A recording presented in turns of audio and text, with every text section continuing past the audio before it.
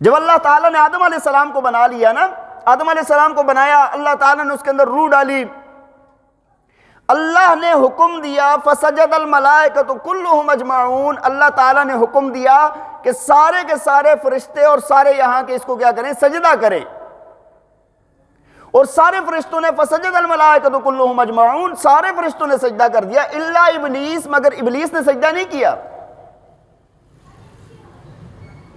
اللہ تعالیٰ نے پوچھا ہے اس سے، سب نے سجدہ کر دیا، جو میری نورانی مخلوق ہے اس نے سجدہ کر دیا۔ قال ما منعک اللہ تسجد اذ امرتک، ابلیس کو اللہ تعالیٰ نے فرمایا ابلیس تجھے کس چیز نے روکا ہے کہ تو نے سجدہ نہیں کیا جبکہ میں نے حکم دیا ہے تمہیں۔ اب چاہیے تو یہ تھا نا، رونے لگ جاتا، گڑ گڑانے لگ جاتا، پاؤں پڑ جاتا کہ یا اللہ مجھ سے غلطی ہو گئی ہے، مجھ سے خطا ہو گئی ہے، تو میں اپنی خطا سے معافی مانگتا ہوں، لیکن اس نے یہ نہیں کیا۔ کہتے جی کیسے سجدہ کروں میں؟ قال اسجد لما خلقت طینا، ہاں میں سجدہ کروں، اس کو مٹی سے پیدا کیا ہے، ہاں میں اس کو سجدہ کروں، خلقتنی من نار وخلقتہ من طین، کہنے لگا کہ میں اس کو کیسے سجدہ کروں کہ جب کہ اس کو مٹی سے پیدا کیا گیا، مجھے آگ سے پیدا کیا گیا۔ مٹی کی خاصیت یہ ہے کہ وہ پاؤں کے نیچے روندی جاتی ہے، آگ کی خاصیت یہ ہے کہ وہ ہوا میں اٹھتی ہے۔ ایک عزت والی چیز ایک ذلت والی چیز کو کیسے سجدہ کر سکتی ہے؟ حالانکہ آگ میں کوئی خیر تھوڑی ہے، زمین میں عاجزی ہے، انکساری ہے، اللہ کی ساری مخلوق اس کے اوپر بس رہی ہے، زمین کے عاجزی والی چیز تو زیادہ اونچی ہوتی ہے، لیکن اس کے ذہن کے مطابق کہنے لگا کہ بھائی میرا مقام اور مرتبہ ایسا ہے کہ میں اس کے سامنے سجدہ کروں۔ اللہ تعالیٰ نے فرما دیا کہ بھائی یہاں سے نکل جا، دفع ہو جا، مردود ہے تو۔ اب اس وقت جا کر نا یہ فوراً کہنے لگا قال انظرنی الی یوم یبعثون، کہتا ہے یا اللہ مجھے قیامت کے دن تک مہلت دے دیں۔ اللہ تعالیٰ نے فرمایا قال انک من المنظرین، فرمایا کہ تجھے میں نے مہلت دے دی ہے۔ یہاں پر ہمارے لیے علماء نے ایک نکتہ بھی لکھا ہے، فرمایا شیطان نے اللہ کی نافرمانی کی اور مردود اور لعین ہو گیا قیامت کی صبح تک۔ اس وقت جلال کے عالم میں اللہ تعالیٰ سے دعا مانگتا ہے، رب تعالیٰ اس کی دعا کو رد نہیں کرتے، تو فرمایا کہ اے امت محمدیہ کے اے انسان، جب تو جمال کے عالم میں اللہ سے مانگے گا اللہ تیری دعا کو کیسے رد فرمائیں گے؟ جس نے شیطان کی دعا کو قبول کر لیا تیری دعا کو کیوں نہیں قبول کرے گا؟ اللہ تعالیٰ نے مہلت دے دی۔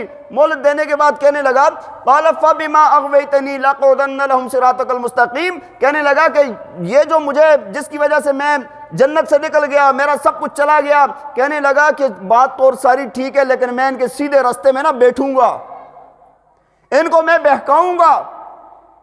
ثم لآتینہم من بین ایدیہم ومن خلفہم وعن ایمانہم وعن شمائلہم ولا تجد اکثرہم شاکرین، پھر کہنے لگا کہ میں ان کے دائیں سے بھی آؤں گا، ان کے بائیں سے بھی آؤں گا، ان کے سامنے سے بھی آؤں گا، ان کے پیچھے سے بھی آؤں گا اور ان کو بہکاؤں گا، اور کہنے لگا کہ یا اللہ تیرا شکر کرنے والے بہت کم بندے ہوں گے۔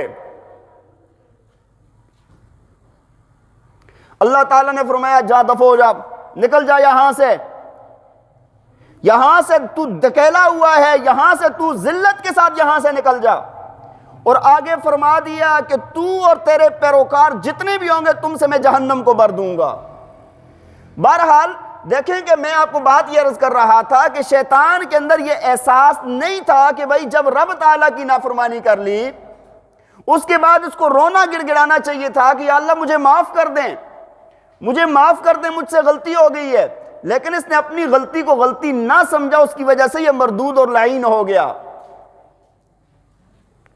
مولانا اشرف علی تھانوی صاحب رحمہ اللہ تعالی علیہ نے ایک بات لکھی، فرمایا شیطان کے اندر نا 3 عین موجود تھے لیکن ایک عین کی کمی تھی، اگر وہ بھی ہوتا نا تو یہ کبھی بھی مردود نہ ہوتا۔ فرمایا کہ شیطان کیا تھا؟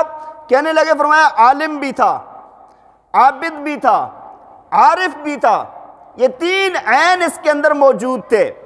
دیکھیں نا عالم ایسا تھا کہ اس کا لقب تھا معلم الملائک، فرشتوں کا استاد، اتنا بڑا عالم تھا۔ اور فرمایا کہ عابد بھی تھا کہ لاکھوں سال ہزاروں سال اس نے اللہ کی عبادت کی ہے۔ اور عارف بھی تھا. دیکھیں عین عتاب الہی کے وقت میں اللہ تعالیٰ سے دعا مانگ لی کہ مجھے مہلت دے دیں. اس کو پتہ تھا کہ میں دعا مانگوں گا تو اللہ تعالیٰ مجھے مہلت دے دیں گے. اتنا عارف تھا, اتنا پہچاننے والا تھا. لیکن فرمایا یہ تین عینیں تو موجود تھی, عالم بھی تھا, عابد بھی تھا, عارف بھی تھا, لیکن فرمایا عاشق نہیں تھا. عاشق ہوتا تو کبھی بھی یہ نہ کہتا کہ میں افضل اور یہ افضل, یہ اچھا میں اچھا, یہ باتیں کبھی بھی درمیان میں نہ آتی. عاشق جو ہوتا ہے وہ تو معشوق کی مرضی پہ ہر کچھ قربان کر دیتا ہے, سب کچھ قربان کر دیتا ہے.